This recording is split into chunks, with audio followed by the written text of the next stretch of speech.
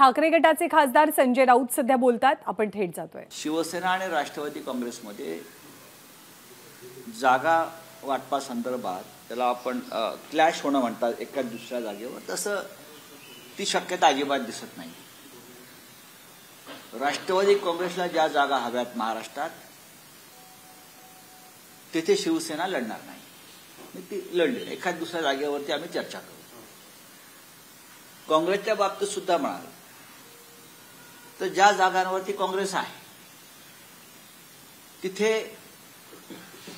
शिवसेनेचा दावा फार कमी ठिकाणी आहे। तरीही आज आम्ही एकत्र बसू, काँग्रेसचे अध्यक्ष मल्लिकार्जुन खरगे यांनी महाराष्ट्रातल्या या सगळ्या संदर्भात एक त्यांच्या वरिष्ठ नेत्यांची एक समिती निर्माण केलेली आहे। त्याच्यामध्ये मला वाटतं मुकुल वासनिक जे आहेत, सलमान खुर्शीद जे आहेत, आणखीन एक दोन प्रमुख नेते आहेत। महाराष्ट्रातील प्रदेशाध्यक्ष नाना पटोले असतील, बाळासाहेब थोरात, अशोक चव्हाण यांना त्यांनी इथे बोलवलंय। आज सकाळीच माझं जयंतराव पाटील यांच्याशी बोलणं झालं, राष्ट्रवादी काँग्रेसचे प्रदेशाध्यक्ष। राष्ट्रवादी काँग्रेस पक्षातर्फे सुद्धा त्यांचे नेते इथे आज येतील आजच्या बैठकीला असं मला दिसतंय।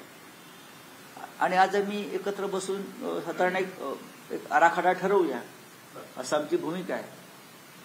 आणि जर काही त्याच्यात थोडंसं काही मतभेद निर्माण झाले तर मग शेवटच्या टप्प्यामध्ये इतर काही प्रमुख नेते म्हणजे उद्धवजी, माननीय पवार साहेब किंवा राहुलजी, खरगे साहेब असे एकत्र बसून त्यातून तोडगा निघेल।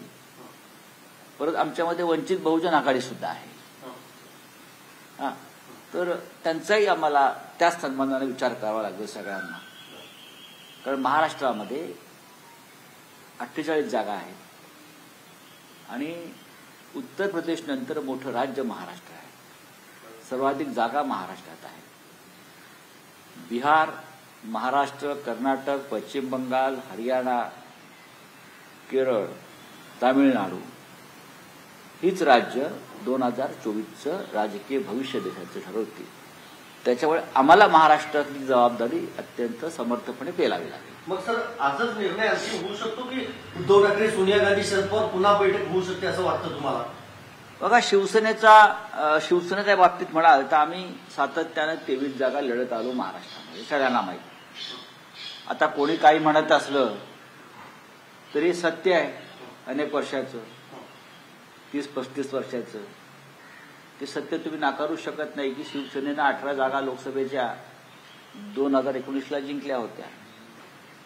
जिंकून आलेली व्यक्ती जरी पक्षांतर केलं असलं तरी मतदार पक्षांतर करत नाहीत। ज्याने आम्हाला लाखोंच्या संख्येनं मतदान केलेलं आहे तो एखाद्या गटात सामील होत नाही, ते मतदान शिवसेनेचं असतं। त्याच्यामुळे 18 जागा तर आमच्या पक्क्या आहेत ज्या आम्ही जिंकलो। संभाजीनगरची आमची जागा चंद्रकांत खैरे तिथे मागच्या वेळेला लढले आणि फार थोड्या मतानं त्यांचा पराभव झाला। तर 23 जागा आम्ही असं मानतो की आम्ही 23 जागांवर लढतो। त्याच्यामध्ये प्रामुख्याने मुंबई, ठाण्याच्या जागा आहेत, बरोबर आहे। मुंबई हा शिवसेनेचा कायम बालेकिल्ला राहिला। पण काही जरी असलं तरी शिवसेना, काँग्रेस आणि राष्ट्रवादी आणि वंचित बहुजन आघाडी हे एकमेकांच्या हातात हात घालून, खांद्याला खांदा लावून एकत्रपणे महाराष्ट्रातील निवडणुका लढतील। कारण आम्हाला सगळ्यांना या देशात ज्या प्रकारची राजवट सुरू आहे हुकुमशाही, त्याहीपेक्षा भयंकर म्हणजे खुनी, दरोडेखोर, बलात्कारी यांना खुलं समर्थन देणारी आणि त्यांच्यासाठी न्याय व्यवस्था वाकवणारी, आपण काल बिल्किस बानो प्रकरण पाहिलं असेल सर्वोच्च न्यायालयानं, अशा सरकारला या देशात आणि राज्यात राहू द्यायचं का? हा आमचा सगळ्यांपुढला महत्वाचा विषय आहे आणि जनतेपुढला विषय आहे। त्याच्यामुळे समर्थ पर्याय आम्ही हा देत आहोत आणि आम्ही एकत्र लढू। पण सर, तुम्ही म्हणता की 23 जागा लढणार, प्रत्येक पक्ष दावा करतो। राष्ट्रवादीकडून देखील 18 जागेवर दावा केला गेला आहे, पण एकनाथ खडसेंनी ज्या जागेवर दावा केला जळगावच्या राष्ट्रवादीने, तिथं आमच्याकडे उमेदवार नाही असं एकनाथ खडसेंनी कबूल केली। दावा कशासाठी करायचा? पण हा विषय जरी आता कोणी बोलत असलं तरी प्रत्यक्ष आम्ही जेव्हा टेबलवर बसू तेव्हा त्यातून तिढा सुटेल। आम्ही कोणत्या जागांवर दावा सांगितलाय किंवा राष्ट्रवादी कोणत्या जागा लढणार काँग्रेस हे आम्ही जाहीरपणे बोलणारच नाही, आम्ही बोलणारही नाही. पण साधारण लोकांना माहित आहे की कोण कुठे लढत असतो. पण सर आज तुम्ही काँग्रेस बरोबर चर्चा करताय, पण काँग्रेसनं सगळ्या 48 जागांवरून उमेदवारांची चाचपणी सुरू केली आहे, तसे अहवाल वरिष्ठांनी मागवल्याची माहिती समोर येते. मग त्यात काय चुकलं काय? शिवसेनेनं सुद्धा 48 जागांची चाचपणी केली. आपण जेव्हा महाराष्ट्रात निवडणुका लढतो, देशात निवडणुका लढतोय, तेव्हा आपण महाराष्ट्रामधल्या कोणत्या कोणत्या जागांवरती समर्थपणे खंबीरपणे लढू शकतो याची चाचपणी प्रत्येक प्रमुख पक्ष करतो. आम्ही सगळ्यांनी उद्धव ठाकरे यांच्या नेतृत्वाखाली महाराष्ट्रातील 48 जागांची चाचपणी बरं का चर्चा आणि झाडाझडती घेतली आणि त्यानंतर आम्ही 23 जागांवरती आमची भूमिका स्पष्ट केली. काँग्रेसचे राष्ट्रवादी काँग्रेसचे अध्यक्ष माननीय शरद पवारजी यांनी सुद्धा माझ्या माहितीप्रमाणे 48 जागांची चाचपणी केली. शेवटी प्रमुख पक्ष महाराष्ट्रातले आहेत, हे काय फक्त 2-4 लोकसभा वगैरे याच्यावर पुरते हे पक्ष नाहीत. संघटन हे प्रत्येक संपूर्ण राज्यामध्ये असतं आणि जिल्ह्यातल्या प्रत्येक कार्यकर्त्याचं मत हे विचारात घ्यावं लागतं. एखादी जागा आपण लढलेलो असतो आणि ती आता कमजोर असेल तर आपण तिथे काय करू शकतो, त्या बदल्यात दुसरी कोणती जागा आपण लढू शकतो का, याची चर्चा प्रत्येक मतदारसंघात आपण करायला हवी आणि ती आम्ही सगळ्यांनी केली. आम आदमी पक्षाने भरूचमध्ये उमेदवार काल जाहीर केलेला आहे. एकीकडे इंडिया आघाडीमध्ये चर्चा आणि दुसरीकडे उमेदवार जाहीर करणं, हे कसं बघता? इंडिया याच्यावरती माझ्या माहितीप्रमाणे आम आदमी पार्टी आणि काँग्रेस पक्षात सुद्धा गेल्या 2 दिवसात दिल्लीत चर्चा झालेली आहे.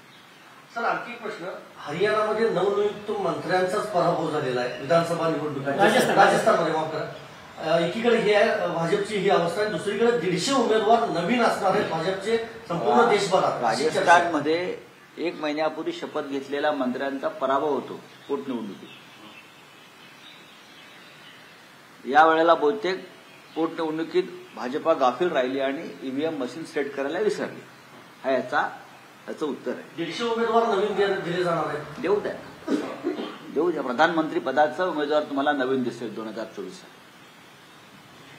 सर उद्या राहुल नार्वेकर निकाल देणार आहेत संध्याकाळी 4 वाजता, तुमची काय अपेक्षा आहे? बरोबर आहे. म्हणतात की सगळ्यांच्या मनात जसा निकाल आहे त्याच्यापेक्षा वेगळा निकाल असं त्यांच्या तुम्ही जे म्हणताय ते बरोबर आहे.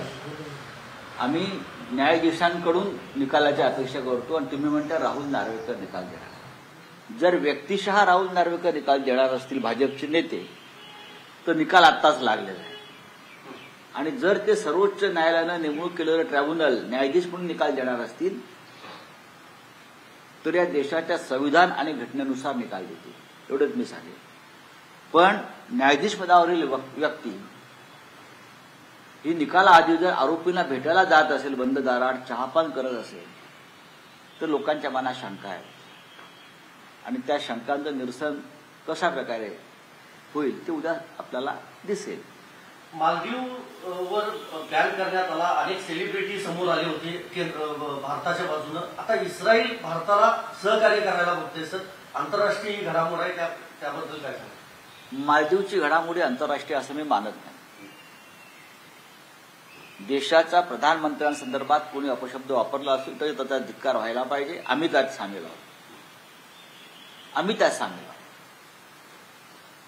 राजकीयदृष्ट्या प्रधानमंत्री म्हणून मोदींना किंवा मोदी या व्यक्तीला जरी आम्ही टीका टिप्पणी करत असलो तरी ते देशाचे पंतप्रधान आहेत, या महान देशाचे पंतप्रधान आहेत. महान देशाच्या पंतप्रधानाविषयी दुसऱ्या देशाच्या मंत्र्यांनी काही चुकीचा शब्द वापरणं हे या देशाच्या नागरिकांना अजिबात मान्य नाही.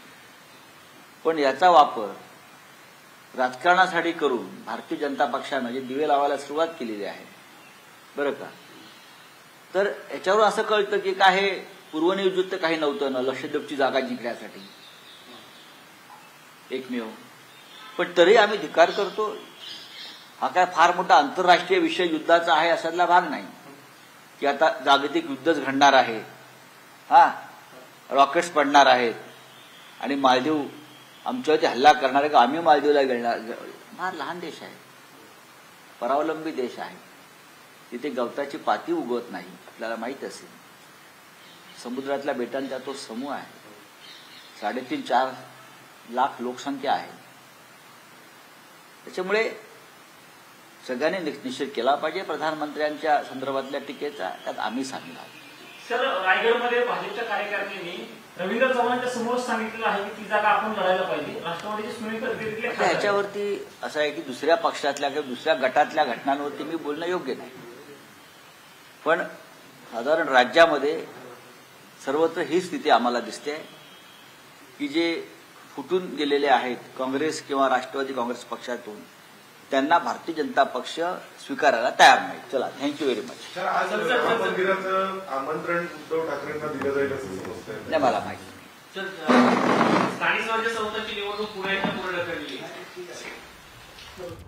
तर राज्यातल्या 48 जागांची लोकसभेसाठी चाचपणी केली आहे. 23 जागा ठाकरे गटानं निवडलेल्या आहेत. 18 जागांवरती आम्ही लढू हे तर निश्चित आहे. आज चर्चा होते जागा वाटपासंदर्भातली. ही कदाचित प्राथमिक चर्चा असू शकते. काँग्रेस आणि ठाकरे गटाची चर्चा आहे. राष्ट्रवादीच्याही सहभागाची शक्यता आहे. पंतप्रधान मोदींवरती पंतप्रधान म्हणून जर कोणी टीका करत असेल तर अर्थातच पंतप्रधान यांच्या सन्मानार्थ आम्ही उभे राहू, परंतु भाजपनं हा राजकारणाचा विषय बनवता कामा नये असंही मालदीव संदर्भात संजय राऊतांनी म्हटलंय. एबीपी माझा, उघडा डोळे बघा नीट.